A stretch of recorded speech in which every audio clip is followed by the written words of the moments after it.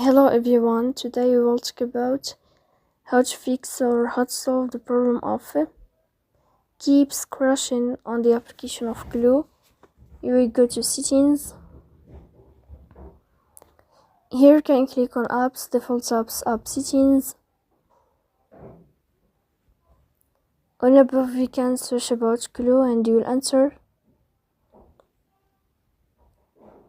Then you can click on first stop and you can click OK. Here we'll enter to the window of storage. Then you can click on clear cache. Here you can turn on your airplane mode and you can turn off your airplane mode again to fix that problem. So please don't forget to support us, bell icon and subscribe. See you next time in another video and thank you for your attention.